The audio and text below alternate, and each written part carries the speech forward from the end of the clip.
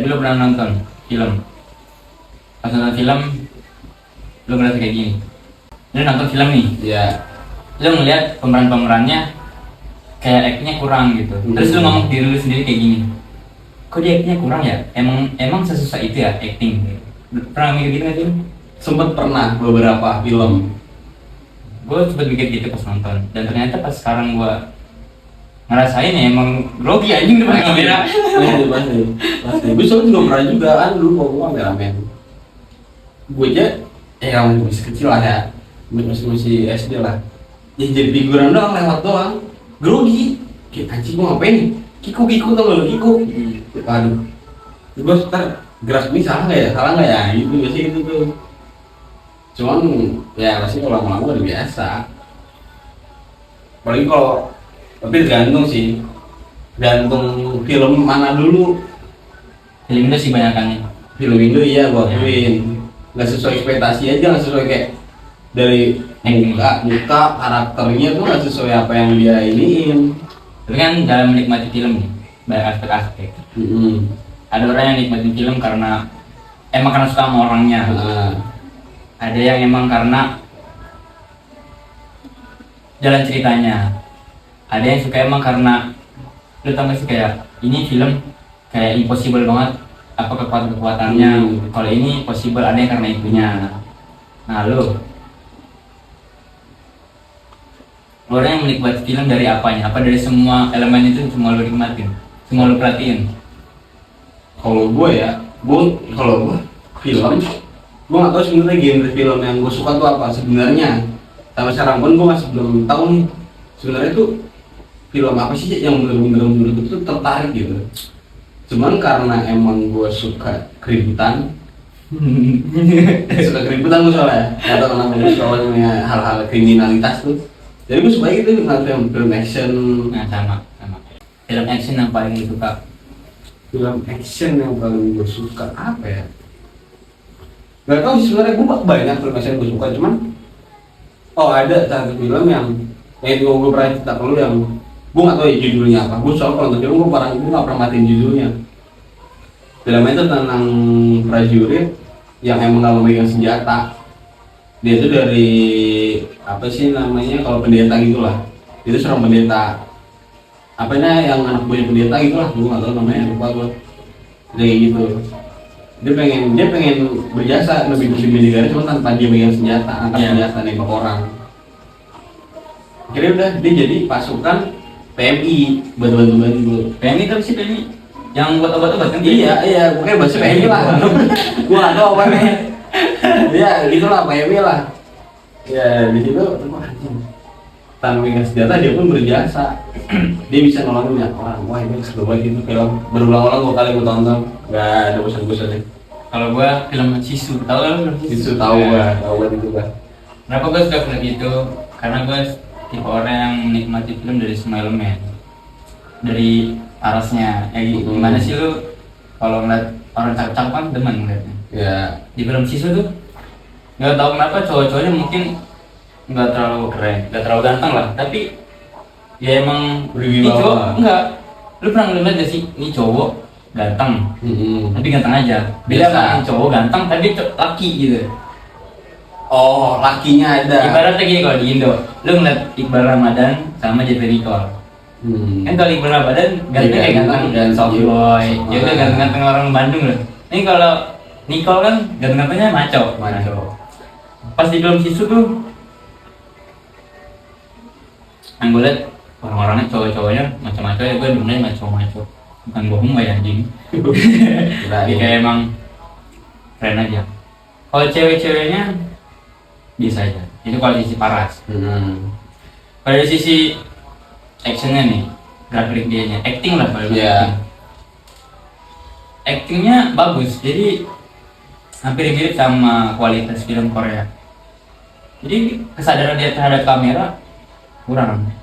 Jadi pas kita nonton kayak benar-benar kita ada di situ loh. Kita ngeliat dia jalan, kita ngeliat dia ngobrol, jadi kita ngerasain kalau gitu ada di dia. Berarti dia tuh benar-benar meragakan itu ya udah, dia tuh berasa tuh gitu, nggak ada kamera di situ. Satu hal yang emang benar-benar kenapa gua suka Sisu, Enggak sih, ada yang lebih lagi. Terus yang lagi itu dia tuh nggak banyak omong, Jisoo. Film Jisoo. Coba lu perhatiin nggak? Lu udah juga udah nonton kan? Iya. Kalau nonton lagi tuh dia lebih ya udah si peran utamanya juga si siapa sih peran utamanya? Unyu aki-aki. Apa dia namanya Jisoo ya? Jisoo kan nama filmnya nggak sih? Kayaknya. Ya pokoknya kayak kakek lah ya, kayak kakek. Tapi jarang ngomong aja kalau dia mau bunuh orang ya bunuh aja. Dia cuma nggak pergerakan. Iya.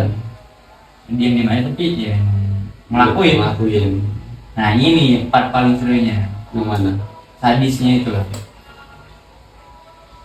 Part awal sadis tuh pas si kakek tuh lagi bawa kuda terus ngeliat tentara.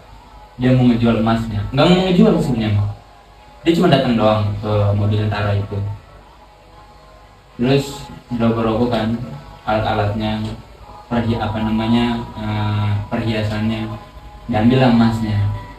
Seperti itu. Ya itu syariat gimana ya? Ya namanya manusia di perampok nggak ada yang suka kan? Iya. Pada situ langsung dibunuh, palanya pakai pisaunya. Nembus aja dari kanan ke kiri. Itu part awal, dan itu nggak disensor, langsung kelihatan aja gitu. Dan itu nggak banyak bacot juga, langsung ditusuk langsung. Cepat itu part awal. Terus part yang paling ngerinya lagi tuh pas si kakek digantung. Oh, cuma mati. Iya. Gue cerita. Iya. Digantung. Terus digantung kan disalib. Di bawahnya itu ada paku. Pakunya itu pas banget sama luka dia di kaki. Tusuk tuh. Iya. Langsung dia masukin kakinya ke paku itu. Biar dia itu nggak kegantung. Nah itu emang nggak disensor. Terus juga si kakeknya itu nggak banyak. Oh, berarti dia posisi salib, kaki sanggutnya biar itu tegak gitu. Bukan segala, malah nyangkutnya itu yang part seremnya itu dia ada luka di sini. Sapinya kayu. Ada paku. Dia ncepin kakinya di paku. Jadi badannya keangkat gitu loh. Iya. Nah, iya, tegak. Penopang gitu. Itu nggak banyak ngomong si kakek itu. Pas crazy itu. Itu film memang yang action mantap lah. Beda sama Indo. Kalau Indo ada sih yang bagus tapi jarang sih saya nemunya. Itu pelajaran lo dapet dari film siswa apa? Lebih semangat. Nah iya, gue pengen cerita. Gue kalau di jalan malam, apalagi malam jam 1, jam 2 pasti sepi kan? Iya. Kalau jalan sendiri sepi, gue tuh suka ngerasa kalau ada orang di belakang nih, ngerasa kayak kayaknya gue dipegang nih, gue dibacok, lu suka ngerasa gitu sih? Apa gue dong? Kalau gue enggak. Nah kalau gue kayak gitu Pong, kalau gue jalan malam sendiri, terus ada motor di belakang, gue tuh kayak mikir, kayaknya gue dibacok nih, kayaknya gue dipegang nih. Semenjak nonton film Jisoo, gue kayak ngerasa kayak bacok aja anjing, gue gak takut gitu. Masih ada rasa keberanian sedikit lah. Iya gitu, jadi nunggu rasa kayak kekhawatiran sebenarnya gak perlu dikhawatirkan gitu. Itu pun juga kalau dari hal gini itu lu rasa takut. Gue punya rasa takut terhadap hal kayak gitu ya. Nggak pernah rasa takut. Soalnya yang gue pikirin ya, makanya kenapa kalau ada orang kan yang mikir kayak ini gue takut mati cepet nih. Kalau lu takut gimana cepet? Gue nggak takut mati cepet, tapi kalau mati gue di skenario gue takut. Skenario? Maksudnya gue tahu nih gue bakal mati nih, misalnya ada truk nih. Terus gue majuin diri untuk ditambah truk, gue takut. Jadi kalau tiba-tiba gue mati, ya udah. Sekarang aja gue gak peduli gitu. Gue gak peduli kapan gue mati, tapi gue takut matinya di skenario. Kalau nggak di skenario, cuma lu tahu nih kayak tadi lu di posisi kayak tapi bener ada begal nih. Takut. Lu takut. Dan kayak lu bawa motor lu ngebut, lu tahu nih kalau lu nabrak pasti mati.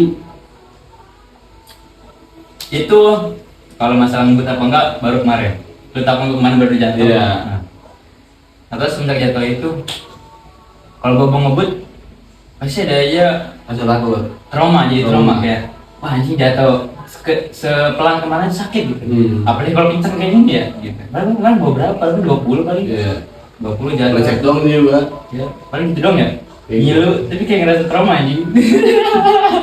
Nah kalau gue enggak ada rasa ketakutan itu. Mana kadang gue kalau bawa motor orang nih, dia tuh nggak takut mati tuh motor gue, tapi nggak tabrak anjing. Lu gue tabrakin, gue berani gue tabrakin nih. Lu gitu orangnya. mana nggak tahu, saya emang apa ya, dari gue diajarin kayak ini bukan diajarin dari orang ya, emang dari pengalaman aja. Ya gue ngelakuin suatu hal yang itu menurut gue resiko, ya gue tau resikonya, jadi gue nggak pernah takut, nggak pernah ada rasa takut itu. Kayak gue ngambil keputusan pun kayak sekarang nih, ya contoh kuliah nih, bahas kuliah nih, kuliah ngambil keputusan buat antara kuliah atau enggak, gue tau nih risikonya nih, kalau gue nggak kuliah gue ntar gimana, gue kuliah lanjut gimana.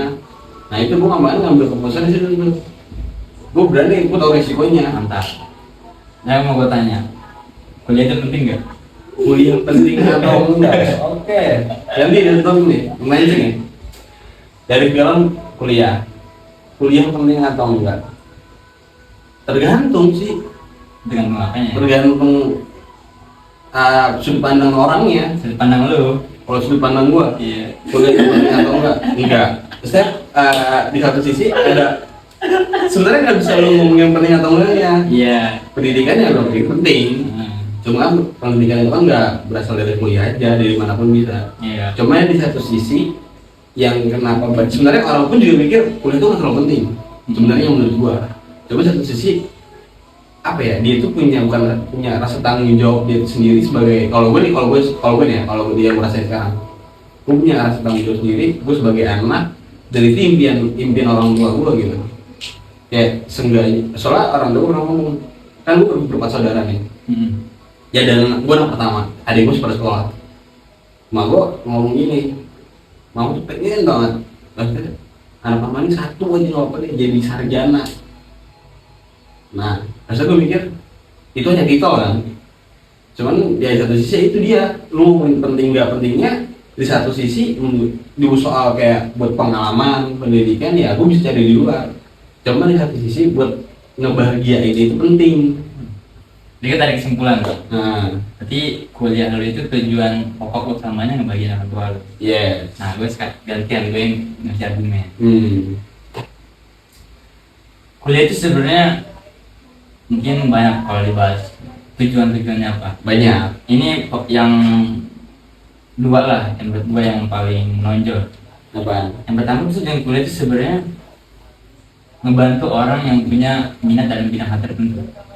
Misal gue nih, gue pengen jadi guru SD, kayak sekarang lah gue. Ya gue masuk PGSD buat biar apa? Biar gue belajar gimana cara menghadapi anak kecil, gimana kalau anak kecil ini ngambek kita apa, gimana kalau anak kecil ini nakal kayak kita apa. Itu sih pertama, buat ngebantu orang yang punya minat di bidang tertentu. Yang kedua, untuk para perusahaan ataupun petinggi-petinggi kita mencari tahu lu tuh bisanya apa, karena dengan kuliah lu dapat ijazah. Ya kan? Kalau lu nggak punya ijazah ya mereka menerimanya, lu bilang misalnya lu mau kerja di bidang IT, lu masuk perusahaan tersebut, lu bilang saya jago di bidang IT, nah, buktinya apa? Kan nggak mungkin setiap orang yang daftar di situ terus dibuktinya dengan cara praktek. Coba gue prakteknya bisa itu kan enggak? Dia kan pengen langsung kayak dokumen tertentu kan. Ini Pak, saya menjaga di bidang IT, ini buktinya, sertifikat, set ijazah. Iya. Ini sebenarnya. Jadi kalau misalnya yang pertama nih, misal lu mau jadi guru SD, tapi lu yang udah jago gitu, ataupun emang materi-materi tersebut bisa lu cari di luar kampus, isi oke. Misal gue mau jadi guru SD, tapi ya gue rasa kayaknya gue nggak perlu deh bantuan kuliah, gue bisa cari materi-materi di luar kuliah. Gue bisa, yang paling penting satu, gue bisa konsisten belajar sebagaimana gue belajar di kuliah. Itu masalah muda itu. Dia bilang, awalnya mungkin dia bilang gue bisa belajar tanpa kuliah. Sebenarnya ya. Cuman gue ngebantah yang kedua. Ya katanya yang bukti. Soalnya di satu sisi sekarang gini aja nih, banyak ya nggak usah ngomongin bukti skill atau enggaknya. Nggak usah ngomong ordal enggaknya, kita ngomongin skill nih ya. Gini deh, banyak apa yang sekarang nih sarjana nih yang lulusan S1, apa S1 lah ya, S1 nih. dia jurusan teknik nih, teknik Iya, mesin. oh iya paham. Teknik mesin. Dia ada emang ijazah nih, Nggak bisa. tapi nggak bisa buat apa? Iya, bener juga. Iya berarti bener. Dan emang salahnya kalau menurut gue ya perusahaan pun butuh ijazah. Sebenarnya ijazah itu hanya kalau buat gue nih, menurut gue nih kuliah itu cuman apa ya, biar intelektual tuh lebih aja, lu punya kepribadian yang emang lu tuh punya jiwa-jiwa kepemimpinan. Itu sebenarnya menurut gue yang dibentuk di kuliah itu. Bener bogosong Jok. Menurut lo hidup aja kali. Belum Jok. Nggak bau. Berapa menit sih kita? Baru 10 menit. Itu makanya misalnya yang gue bilang tadi enggak, misalnya kuliah itu tuh hanya membuat lu tuh lu punya kepribadian dan pola pikir yang lebih luas. Kalau untuk di Indonesia ya, karena lo sendiri lah bedanya yang kuliah atau yang kuliah. Cuma kan ada beberapa pun yang nggak kuliah pun, cuman bisa gitu intelektualnya tuh, pemikirannya tuh, pola pikirnya tuh lebih dari anak kuliah daripada anak kuliah sekarang. Ini gue mau bahas lagi. Jadi kan kalau tadi lu bilang, lu ngebandingin sama antara anak kuliah sama yang nggak kuliah. Sebenarnya topik lagi nih. Menurut gua perbandingan untuk diri sendiri itu bukan orang lain, Ya. tapi diri sendiri. Misal, kayak gua, kalau gua nggak kuliah, bukan berarti gua lebih buruk daripada orang yang Nggak kuliah. yang kuliah. Yang kuliah. Tapi gua bandingin diri gua sendiri. Kalau gua nggak kuliah, gua lebih buruk daripada gua kalau gua itu kuliah. Paham gak sih? Gimana? Gua nggak kuliah nih. Gue itu buruk dibandingin sama gue kalau gue kuliah. Kenapa? Ya kalau gue kuliah, karena gue tahu kok. Emang gue bisa memahami diri gue sendiri. Kalau gue nggak kuliah, gue nggak bisa serajin pas kuliah. Gue nggak bisa belajar materi-materi yang emang perlu menurut gue. Kan kalau kuliah gue emang mempelajari itu semua, bukan semua sih, mempelajari emang materi-materi yang kejeruannya nanti ke guru kayak gitu. Nah, maksud gue ngebandingin seseorang itu bukan orang yang lain, tapi diri dia sendiri gitu, paham gak gitu? Ya misalnya nih, gue mau ngebandingin lo, misal lo sekarang hitunglah nggak kuliah, terus gue ngomong gini, Bong, kayaknya lo lebih baik kuliah deh, soalnya lo belajar, lo dapet relasi, lo bisa dapet pekerjaan, lo bisa dapet macam-macam daripada lo sekarang lo nggak kuliah, lo juga belum tahu, belum jelas, lo mau mendalami materi apa, lu mau bersosialisasi sama siapa, apa yang lu tuju, itu maksud gua. Daripada gua ngebandingin kayak gini, Bong, kalau lu nggak kuliah, banding lu lihat sama yang kuliah Bong, kayak gitu. Lu nggak paham gak sih lu? Ini ngebandingin sesuatu objek itu ya dengan objek itu tersendiri. Kalau quotes cintanya kayak gini, ada quotes cinta, mirip-mirip. Maksudnya tuh mirip kayak gini. Mencintai yang paling baik adalah cinta itu sendiri. Iya, tahu tuh. Membenci yang paling baik adalah kebencian itu sendiri. Ya kan? Itu maksud dia. Suatu objek itu ditujunya bukan kepada, maksudnya suatu objek dibandinginnya bukan dengan objek yang lain, tapi dengan objek itu sendiri. Ya, maksudnya itu. Jadi makanya gue nggak terima. Bukannya nggak terima ketika orang tua gue ataupun siapapun membandingin gue dengan yang lain, ya enggak. Maksud gue dengan lu ngebandingin gue sama yang lain, ya emang beda cok. Ya emang beda. Mau sampai kapanpun ya nggak bakal ada kesamaan. Pasti ada perbedaan. Makanya kalau ketika orang tua gue ataupun kawan gue ataupun abang kelas gue kayak ngebandingin, ya lu mah kayak gini, lihat mah kayak omong kayak gini. Senang anjing, udah gue cok. Lu kalau mau ngebandingin gue, bandingin sama diri gue sendiri. Lu bandingin gue sama yang kemarin, kayak gitu. Kalau emang gue lebih buruk daripada kemarin, baru judge. Ini gue makanya gue ketika gue dibandingin sama orang lain dan gue posisinya di bawah, gue nggak merasa kayak gue buruk banget, gue jatuh banget, enggak. Ya karena gue merasa ya diri gue punya hal spesial tersendiri di diri gue.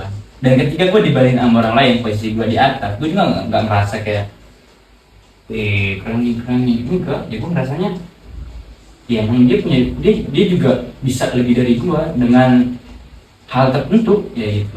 Gue nggak ngerasa kayak, nggak ngerasa tinggi juga, nggak ngerasa jatuh juga, bisa ya. Cuman di satu sisi nih kalau ngomongin perbandingan, ya bener tadi nggak salah ngebandingin, cuma di satu sisi ada beberapa kayak anggapnya nih, kenapa orang-orang yang kuliah dan nggak kuliah itu selalu ngebandingin satu sama lain, ya kan? Pernah. Oh ya. Kalau menurut gue nih ya, kayak gue nih gue ngebandingin anjing. Ya kalau disuruh, kalau gue kayak gue bilang pernah, kayaknya gue bilang kayak bahkan gue bilang kalau bisa kuliah pernah enggak, ya kan? Cuma di satu sisi, ya mau gimana? Tekanan hidup kan gitu. Paham. Tekanan hidup kan gitu. Kita punya impian, anjing gue harus kuliah nih, gue harus kuliah di sini nih. Iya, gue tahu. Cuma tetap porsi hidup lu sama porsi dia beda. Iya. Dan di satu sisi ya lu pengen kayak dia, lu nggak bisa. Cuma di satu sisi ya, makanya makanya beberapa yang ngomong tadi, walaupun dia nggak kuliah, coba dia bisa lebih tinggi daripada orang yang kuliah. Maka dari itu kita nggak usah ngebandingin yang kuliah apa enggak, bandingin dia sama dia, udah kayak gitu.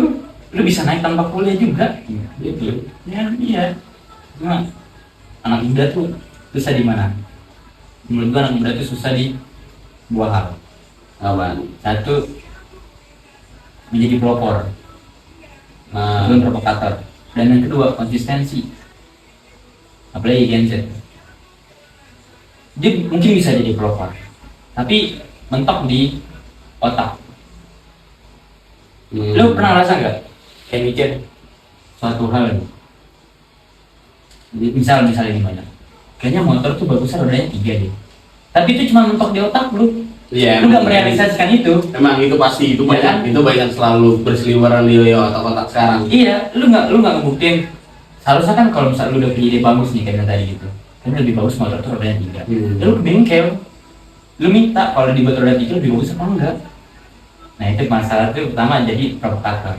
Jadi provokatornya ya pas di otak dia doang, nggak lanjut gitu. Itu yang pertama. Yang kedua, konsistensi. Susah ya kayaknya. Iya, emang susah. Cuma dari sisi ini kayak ngomongin tadi ya, lu mau kayak lu mau kayak lu mikirin kayak ahli, kayak motor bisa nih bagus nih di roda 3. Cuman pasti banyak yang mematahkan argumen pemikiran lu di satu sisi kayak, ya sebenarnya lu bisa aja nih, kita contoh nih, ya gimana bahasanya kayak penemuan nih. Iya. Kayak laptop kan awalnya dia mikir anjing kayak bagus nih bikin laptop nih, dia nggak tahu, dia hanya memikirkan. Cuma dia pasti cari nih gimana cara buat laptop, dan dia pun berhasil buat laptop. Kalau zaman sekarang bedanya, kalau menurut gue nih ya emang pertama salah benar. Ya, Kita hanya memikirkan konsepnya aja, mentok di otak, nggak direalisasikan. Nah cuman itu apa ya, maksudnya kayak salah satu faktor kenapa kita nggak bisa merealisasikan itu, karena kayak skill itu selalu dipatahkan. Dan emang apalagi pasti zaman sekarang ya, anak SM Gen Z nih kita nih kan ya mental health lah. Iya, mental health bro. Nah, kita bahas. Mental health ya. Makanya kenapa banyak kayak nggak usah ngomong kita sendiri lah. Kita pengen nih kayak seru nih kayak gini nih. So kita nggak bisa merealisasikannya karena selalu pasti ada sebenarnya mematahkan itu pikiran kita sendiri. Ya gitu. Tadi kalau buat ini udah ada yang buat. Kalau zaman sekarang ya overthinking. Iya. Mikirnya berlebih, padahal mah nggak sampai segitu ya. Udah yang buat, ngapain gue buat lagi? Nggak percuma gitu.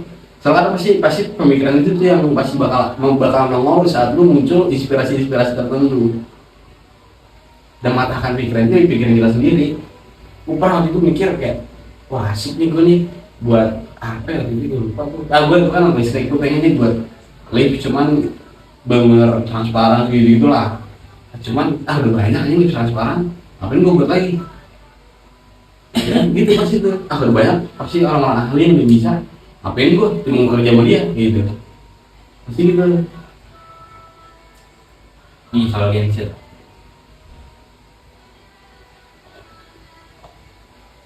terus yang denger kan ada Gen Z tuh mental lemah, udah menyerah, pokoknya buruk-buruk lah.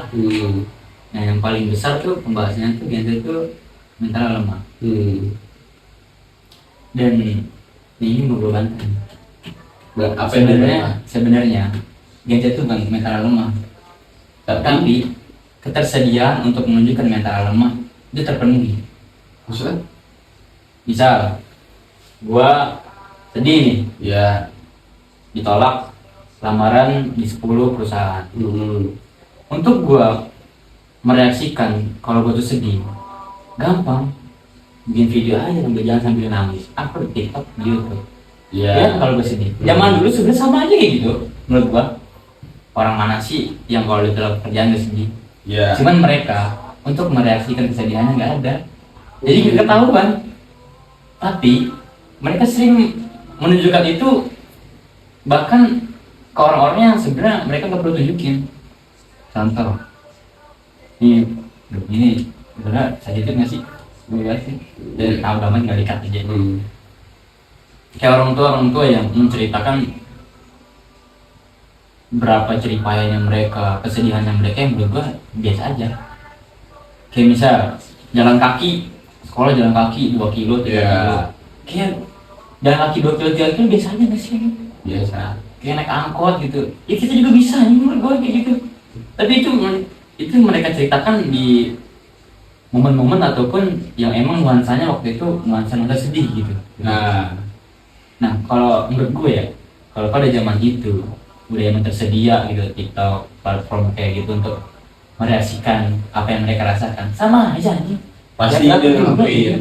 Jadi kayak untuk statement Gen Z mental lemah atau segala macam kurang ini sih menurut gue, kurang faktanya kurang.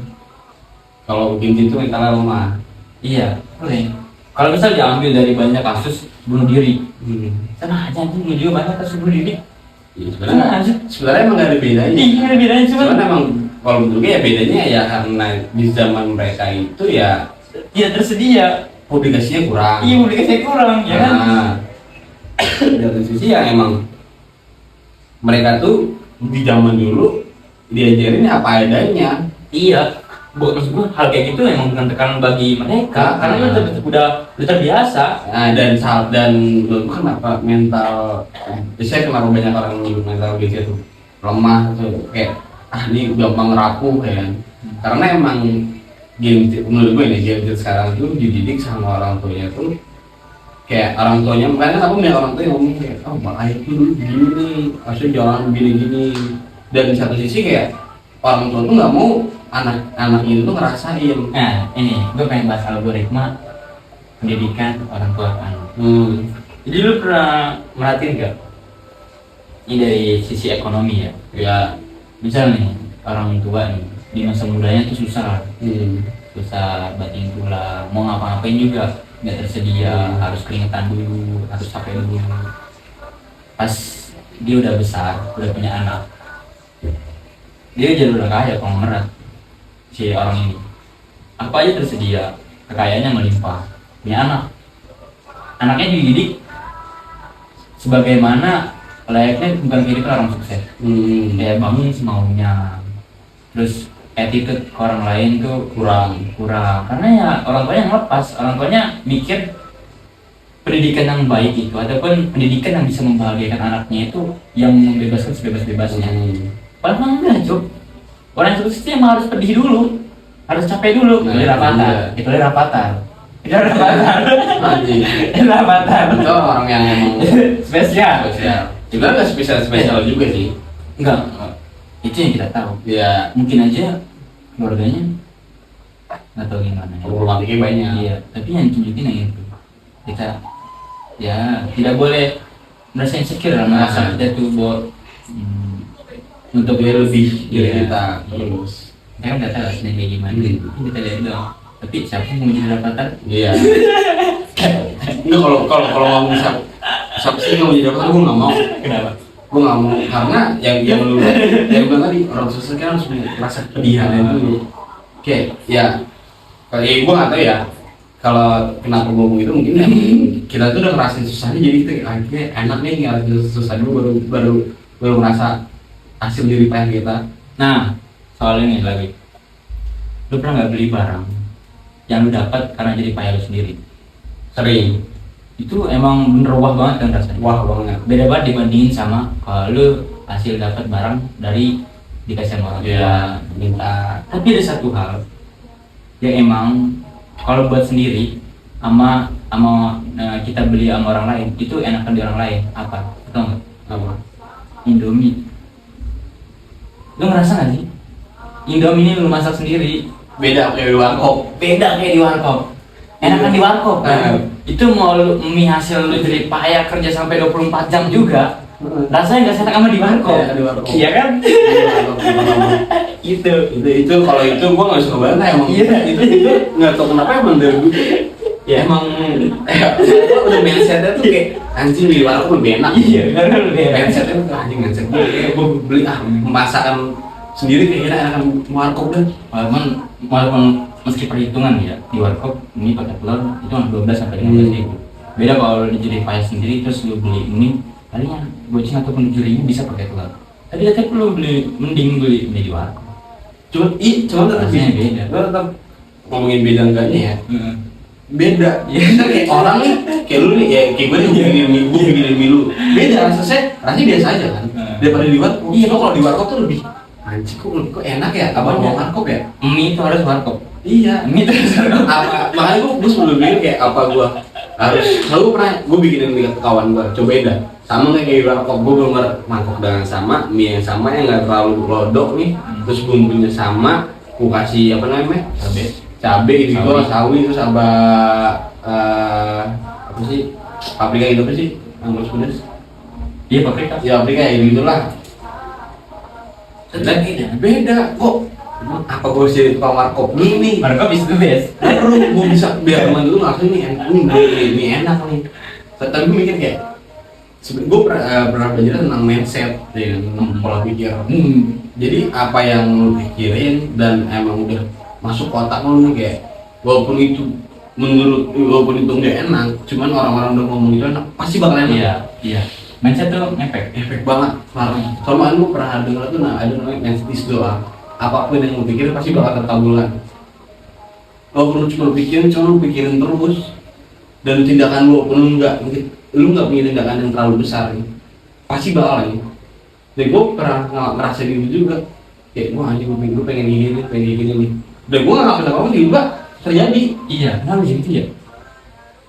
Kalau gue yang pelajarin nih, itu hal bawah sadar kita. Iya maksud gua apakah ada hal-hal yang kita nggak bisa lihat gitu yang terhubung dengan otak kita? Maybe. Enggak ya? Cuman gue nggak tahu ya, soalnya gue pernah kemarin juga belajar kan. Ada buku psikologi nih ya. Ada buku psikologi, gue belajar tentang otak juga. Ada otak kiri, otak kanan, otak yang dipenuhi oleh segala macam. Gue pernah nanya juga tentang itu, tentang alam bawah sadar kita tuh fungsi kerjanya tuh bagaimana. Dia emang nggak terlalu jelasin banyak, cuma intinya kayak itu. Walaupun kamu nggak pernah kayak dejavu. Gue pernah itu pertanyaan yang paling benar-benar selama ini tuh gue uring-uringin dan gue kejawab pas gue kemarin kuliah. Dejavu, lu pernah ngerasain dejavu kan? Kalau gue belum pernah. Itu hal yang semua orang kayaknya pernah, tapi gue nggak pernah. Nggak mungkin. Demi Allah, sampai sekarang gue nggak pernah ngerasain dejavu. Oh itu gue sering banget Dari dejavu. apapun. Dejavu ternyata dejavu itu ini gue nggak tahu ini karena gue dari dosen gue sendiri. Dia ngomong kayak sebenarnya kamu pernah ngelakuin hal itu. Pernah emang asli gitu. Asli kamu tuh pernah ngalamin hal itu dan nyangkut di memori kamu. Cuman berapa tahun dan berapa kemudian jadi itu tuh terjadi lagi. Berarti dejavu itu Asli ada. Dan gue dari situ kok konspirasi tuh gue mikir kayak apa gue hidup hanya berputar-putar aja. Biasanya kayak aneh gue berarti kalau gue pernah ngelakuin itu di waktu yang lampau dan gue ngelakuin hal yang sama, berarti apapun yang gue lakuin dulu pasti gue bakal gue lakuin lagi dengan stigma yang sama, dengan konsep yang sama, dengan perbedaannya. Berarti apakah hidup ini hanya berputar-putar aja yang pernah lo lakuin atau emang apa namanya bahasanya reinkarnasi dari dulu dan sekarang gitu dan lu ngelakuin hal yang sama gitu. Dan gue gak tau kenapa sampai gue dijawab pas gue lagi dijawab gue buktiin gue dijawab nih mikir lu paling ini pernah gini nih gue inget nih pasti bagus bakal gini dan bener terjadi kayak gitu sumpah ngeri juga. gue nih ngobrol nih kayak lagi gue dijawab ngobrol sama lo nih gue tau apa yang bakal harus diomongin cuman nggak sebanyak semuanya sepatah dua kata. Iya. Dan itu terjadi. Iya tuh makanya gue jadi branding aja. Mana kayak anjing ini apa emang maksudnya cara konsep otak tuh bekerjanya gimana, gue masih kurang paham kalau dejavu tuh gimana bisa terjadi dengan Ini maksud lalu harus cobain dejavu deh. ini dejavunya nggak terlalu bikin gua excited banget. Yang dejavu yang tadi lu bilang yang lu bisa ngedetek apa yang selanjutnya. Iya, cuman emang nggak seperti Iya. itu aja lah. Cuman beberapa doang kan. Ngeri juga sih. Mana gue mencoba anjing. Mana gue kayak gue kali gue mungkin kalau gue pikirnya dejavu hanya untuk orang-orang yang sering bengong kali ya. Ini lo, gue harus catat sih biar mana yang harus masuk ke konten dan ngekatnya enak ya. So ini pembahasan paling mantap sih Kom. Sumpah, gue juga kasih berapa orang nih.